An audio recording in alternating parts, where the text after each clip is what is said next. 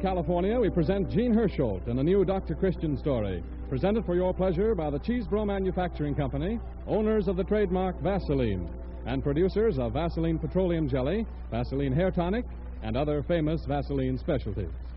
Now for a curtain raiser, we present the testimony of a young swimming champ. I'm on the swimming team of one of the big universities here in the West, which means I spend 2 or 3 hours a day in the pool. And take my word for it, nothing can dry out the scalp like water. For a while, my hair was like straw. It looked terrible and felt worse. It was harsh and brittle. And although I tried continually, I couldn't keep it in place. Then the coach told me about Vaseline Hair Tonic. I tried it and was amazed. In no time at all, my hair was back to normal. I should say it actually looked better than ever. Now I'm not troubled with loose dandruff either. No wonder the rest of the team has started to use it. Naturally, all we men don't spend as much time in the water as this young gentleman. But we may suffer from dry scalp regardless. Frequent showers, dousing the hair every morning, steam-heated rooms, all these rob the scalp of the natural oil so essential to good-looking, lustrous hair. If you are troubled with dry scalp, try this treatment. Before shampooing, massage your scalp briskly with Vaseline Hair Tonic. And for a dressing afterwards, use a few drops on your brush, or shake it on right from the bottle. The regular use of Vaseline Hair Tonic will keep your hair in place, help to remove unsightly dandruff scales. Vaseline Hair Tonic is economical, too. It's sold in 2 sizes of shaker top bottles at 40 and 70 cents at your corner drugstore. Get a bottle tomorrow.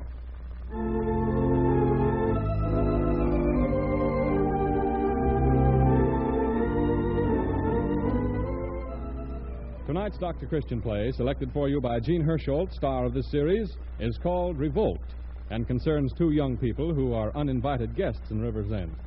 The role of 19-year-old Bill is played by Frank Coughlin, Jr., and the part of Helen by Betty Jean Haney. Rosemary DeCamp plays Judy Price, the doctor's secretary. As the curtain rises on Dr. Christian's study, we see our good doctor relaxing for a moment in his old leather armchair, smoking the beloved pipe. There is a knock on the door. Yes? Oh, I thought you'd gone home, Judy. It started to rain. I came back to get my umbrella. Well, seems to me I saw it in the back hall. Oh, yes, I know. I'm not bothering you about that, but I found a patient waiting to see you. Say, that's right. I guess I did tell Tony Donello to drop in this evening. Oh. How long has he been waiting? No, it isn't Tony Donello. It's a young fellow and his sister. I don't know who they are. I've never seen him before. He's hurt his ankle. Oh, well, tell him to come in. All right. Will you come in, please? Well, I'm sorry I kept you waiting. I didn't know anyone was there. Judy, help him into that chair, will you? I'll help him. It's okay, Doc. I wasn't waiting long. Well, now, let's see here. Well, it's nothing serious, I guess, but it's kind of painful. Yes, I should think it would be. Who taped this up for you? Why, we... A doctor in the East fixed it up. I think his name was Graham. Mm-hmm. Well, I think we'll take this tape off for a while until we see how your ankle is going to act. Oh! What is it? Just a sprain? Yes, but rather a bad one. Oh, Judy, will you make out a card for this young man? I don't believe you told me your name. Adams. Bill Adams. This is my sister. How old are you, Mr. Adams? 19. Address? We're from New York. Oh, New York. The address is 5th Avenue. 350 5th Avenue. How long ago did you hurt your ankle? About 3 weeks ago. We were jumping off a truck. Jumping off a truck? We're thumbing our way to Chicago. Both of you? Why not? We're broke and we've got to get there. Know any better way? Well, have you friends or relatives in Chicago? Nah, we haven't any relatives anywhere. They're all dead. We don't even know if we're going to Chicago. We're simply heading in that direction. What about your home in New York? That was just a little boarding house. Well, I'm afraid you'll have to delay your trip a little. Why? What do you mean? Your ankle is pretty badly swollen, and it's going to be much worse tomorrow morning. I doubt if you'll be able to walk. I'll be able to walk okay. Besides, we'll pick up a ride. When are you leaving? Right away. Tonight. Oh, but you can't do that. It's raining. At this time of evening, you probably wouldn't pick up a ride when you hit the main highway. It's a long way from here. Listen, sister, never mind about us. We'll get along. Oh, sorry, Doc, but I can't afford to pay you for this. Oh, that's all right. I didn't do very much. Come on, Helen. Oh! See? Oh. I told you. Well, it was better with the bandages on. It might have been better if you hadn't attempted to walk on it. And if you go on trying to walk on it, it's going to be much worse. I'll manage somehow. Why don't you at least wait till tomorrow morning? We can't wait. Well, if you're not going anywhere in particular, what difference does it make? Look, Doc, when we say we're broke, we mean broke. Sure, it'd be swell to put up at a hotel overnight, but where are we going to get the dough? Yes, I see. So, there you are. Now, hold on a moment. Judy, isn't the spare room made up? Well, yes. No, we can't stay. We've got to get started. Well, you can come home with me, and your brother can stay with the doctor. Of course, that's just the thing to do. And by tomorrow, maybe... I tell you, we can't. Hey, now, take it easy. Maybe the Doc's right. And I guess our chances of picking up a ride would be pretty slim. Okay, we'll stay.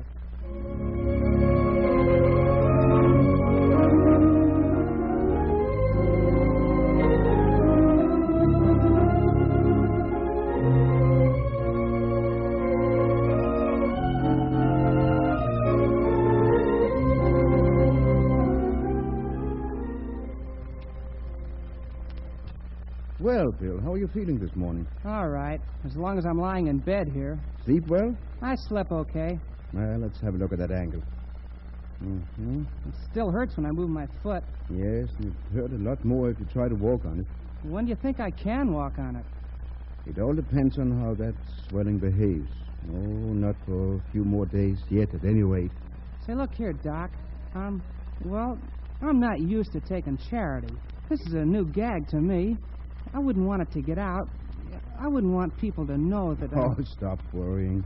Nobody's going to know anything about it. Well, keep it quiet, will you? About me staying here? Sure I will. Don't get the idea this is charity. When you get around to it, you can pay me. Oh, I've ordered some breakfast for you. Your sister's here. I'll have her bring it in. All right, Helen. When he's finished, give the tray to Judy. Well, what did you get me for breakfast? Orange juice, buttered toast, eggs, and coffee. What, no bacon? Well, put it down on the bed here where I can get at it. Had your breakfast? Yes, at the girls' house. Bill, we can't stay here any longer. Why not? Oh, you know why not. Sooner or later, they're going to find out I'm not your sister. And sooner or later, the police... They won't find out anything. All we have to do is keep our mouths shut. We can keep our mouths shut, but what about the doctor and the girl? I've got it all fixed. I told the doc I was sort of ashamed to be taking charity, and he promised he wouldn't tell anyone about me being here.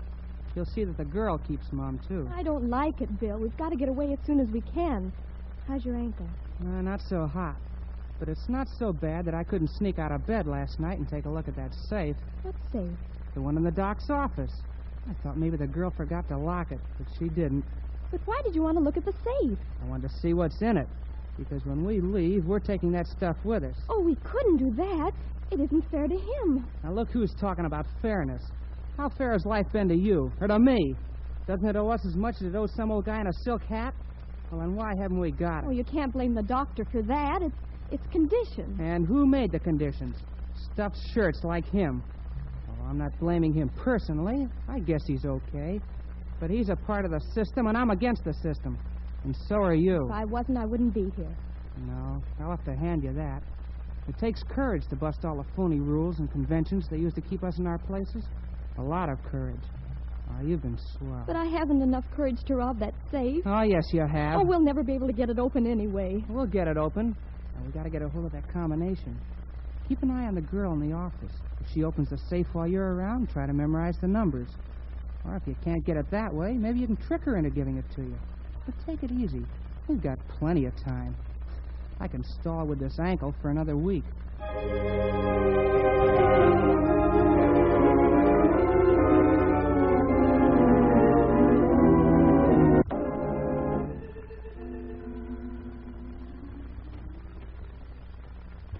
Good morning, Dr. Christian. Oh, hello, Helen. I did the breakfast dishes, Judy. Your mother wouldn't let me help with the housework this morning. She told me to go out and have a good time. Oh, today's house cleaning day. Mother has her own ideas about house cleaning. She even chases me out. I guess I'm not much of a housekeeper. Yes, you are. You're marvelous. You should have tasted the biscuits she made last night, Dr. Christian. Who, Helen? Yeah, they were delicious. He'd certainly make a grand catch for some deserving young man. Well, he ought to do something about that. I'm never going to get married. Yes, I've heard plenty of girls say the same thing, but I notice the state still goes on building schoolhouses. I mean it. Oh, sure. Marriage is just a trap, that's all. A trap? Invented by society to keep young people in a state of economic slavery. Why, Helen. Oh, yes, they'll tell you how wonderful it is to get married and have a little home and children, because they know those very things keep you tied down. Don't fool yourself. They're not thinking of your happiness. They're just thinking of their own greed. Oh, I'm sorry. Maybe I shouldn't have said that. We're all entitled to our opinions. Well, anyway, let's forget it. How's my brother? The patient enjoyed a good night's sleep and made a hearty breakfast. You know, a week in bed was exactly what he needed. Now, don't tell him, but I could have let him get up this morning. I'm keeping him off his feet one day more just to make sure. Is it all right if I go in and see him? Of course, he's waiting for you. But don't tell him what I told you. I won't. What a strange girl. Well, I think she's rather nice. Well, she is nice, but just the same, there's something funny about her. Oh, don't pay any attention to the way she talks. All youngsters go through a period of revolt. She'll get over it. I'm thinking about the way she doesn't talk. What do you mean? She's been living at our house for a week, and not once has she ever mentioned anything about who she is or where she came from or anything about herself. She'll talk about other things, but bring the conversation around to her, and she simply isn't interested. And a girl who isn't interested in herself just isn't natural. Well, you ought to know. Oh, well, I tried to draw her out, but she shuts up like a book. Oh, say, that reminds me. Now, what did I do with it? I'm certain I laid it here on the... What are you looking for? A book I got at the library for Bill. Now, I remember distinctly... Oh, I take it back. There it is. Well, I guess I'd better give it to him before I mislay it again. May I come in? It's your house, isn't it? I brought you another library book. Put it over there on the stand. I'll take it, Dr. Christian, and thanks a lot. Oh, that's all right. I hope you like it, Bill. Well, I have some calls to make. I'll look in on you this afternoon. Goodbye. Goodbye. Let's see the book. Middle-class sentimental drivel. Take it back to the library when you go. Don't you think you ought to make a pretense at reading it? You don't want to hurt his feelings. What do I care about his feelings? Is anyone bothered about my feelings? Say, how are you making out about getting the combination of that safe? I told you I can't get it. Judy hasn't been near the safe any time I've been in the office. You've had a whole week to talk to her about it. You could have found out some way. I've tried to, Bill. Honestly, I have. Only I'm no good at that sort of thing. Can't we give it up? Not a chance. Now, there's more than one way to get that safe open. The Doc and myself are alone here every night. And the pocket of my coat hanging in the closet there is a .32 automatic. Oh, no, Bill. Now, don't get excited. I'm not going to hurt him. All I'm going to do is make him open the safe. Oh, Bill, please. Say, what are you trying to do? Let me down? I might have figured you would. Everyone else has. I wouldn't let you down. You know I wouldn't. But after he's been so good to us. Now, wait a minute. What sort of a world is it that puts us in a spot where somebody has to be good to us? I know, Bill, but... Listen, we've been kicked around all our lives, and the first time you meet a guy who doesn't kick us around, you think it's marvelous. Just because some guy gives us a couple of free meals, you think that makes up for everything. No, Bill, listen. Well, I don't. Okay, I won't ask you to help me. All I want you to do is keep still and be ready to leave the minute I phone you. Because I'm going to open that safe tomorrow night.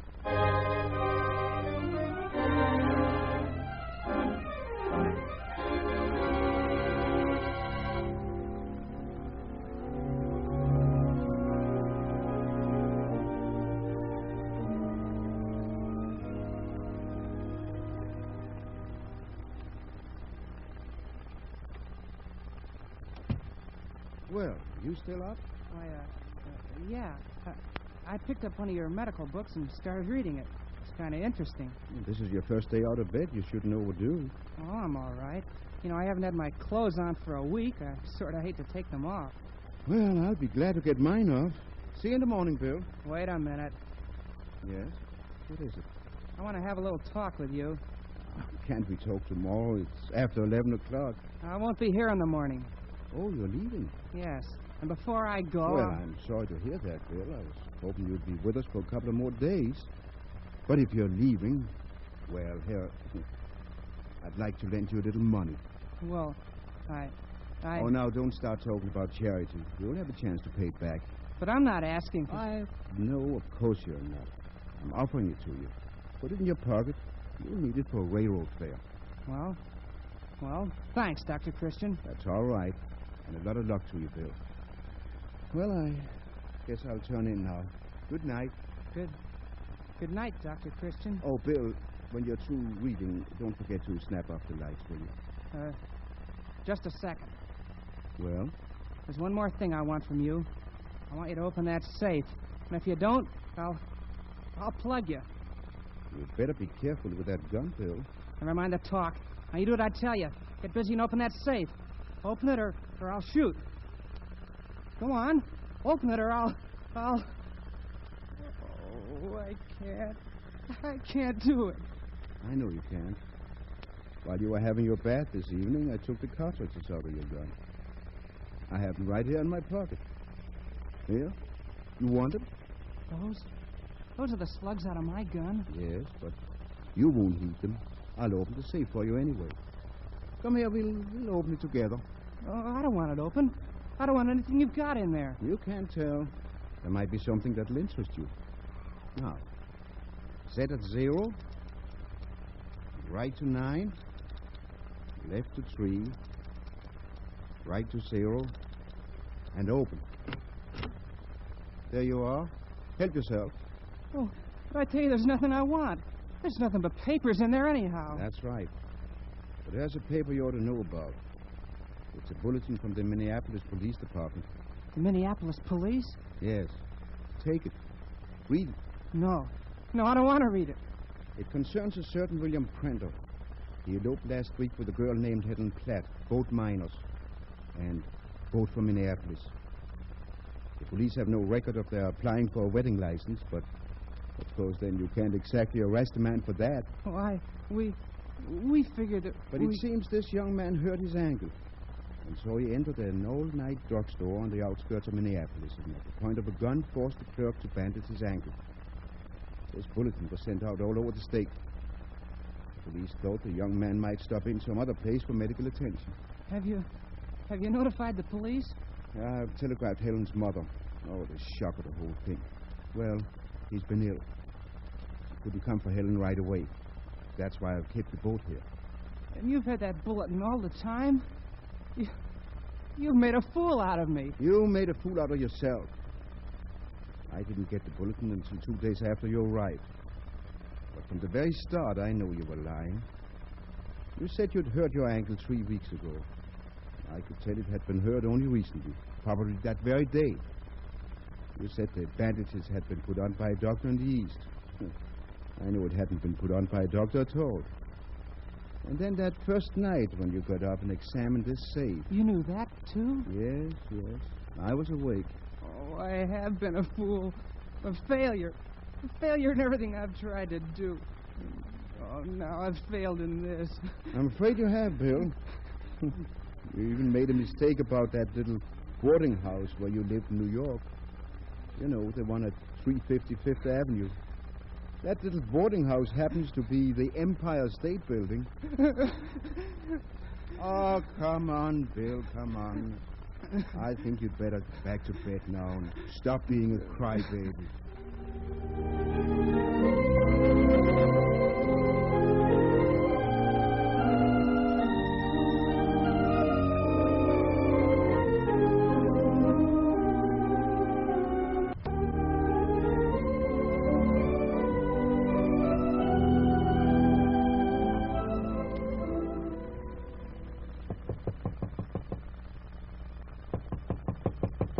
Just a moment. I'm coming. Oh, Helen. You were up early this morning. Why? What's the matter? What happened to Bill? Nothing. Nothing at all. I think he's just getting up. Oh, Bill. Where's he been? Oh, he's been here, in bed. Hello, Helen. Bill, where have you been? I waited and waited. Well, that's a date Bill had to wait. You see, we had a little heart-to-heart talking. It was quite late before we finished.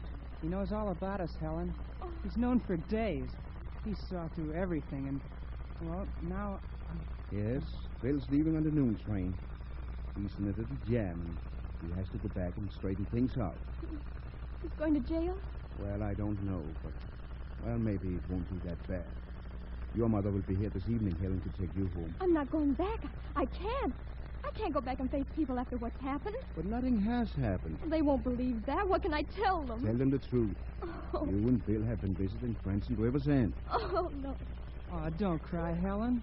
It's all my fault. I've been a first-class heel, giving you a lot of stuff I didn't even believe myself. But I'm going back and give myself up. Then I'm going to get me a job and go to work. Oh, I know I don't deserve you, but maybe, well, someday. I mean, if you'll wait. Oh, will you, Helen? Oh, I don't know, Bill.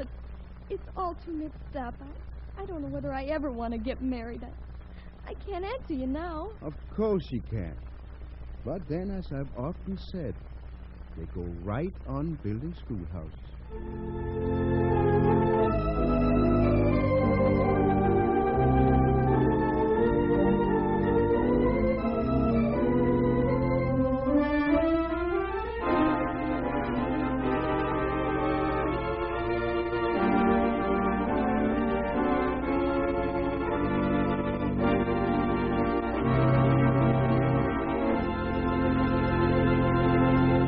And the curtain comes down on Revolt. But don't turn your dials, because Jean Hersholt, our star, is going to tell you all about our next week's Dr. Christian play. And while we're waiting for him, I would like to give you this message about the products that make this program possible. It's always important to be prepared for those little accidents that happen to all of us, like getting scratched or scraped or burned. Any hurt like this, where the skin is broken or injured, is important, for the skin itself is probably the most important organ of the body. It guards us against all kinds of infection. You're playing safe if you're prepared by having a jar of soothing, healing Vaseline jelly on hand. Vaseline jelly comes first in first aid for all minor skin injuries and irritations, because it does these three important things. One, it forms a protective film that helps keep infection out when the skin is broken. Two, it soothes away irritation, promotes quick healing. And three, it softens and lubricates the skin by supplementing the natural skin oils. So remember, always keep a jar or tube of Vaseline jelly handy to treat any skin injury or irritation promptly and effectively before it gets a chance to become serious. Vaseline jelly costs only 10 cents a jar or tube at any drugstore.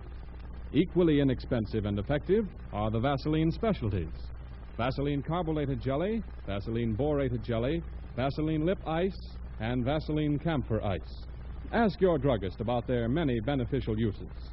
And when you buy any of the Vaseline products, be sure you see the trademark Vaseline clearly printed on the jar or tube. It is your assurance of getting the genuine article. Now, here is Jean Hersholt in the most popular role of his career, Dr. Christian.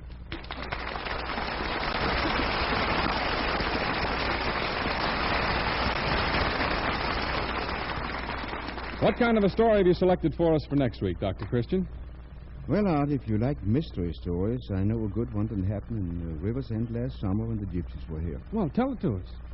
I'll do that next week at this same hour. And just to keep you guessing, I won't even tell you the title, because it's the things you know the least about that always seem the most intriguing. And so until next Wednesday evening, I'll say good night.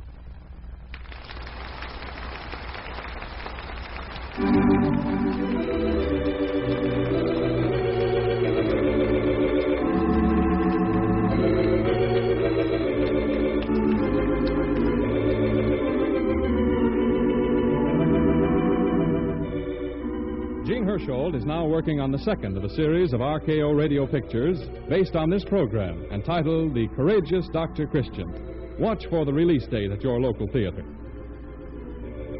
Fight infantile paralysis by joining the March of Dimes. Mail 10 dimes to the President for his birthday on January 30th, and do your part.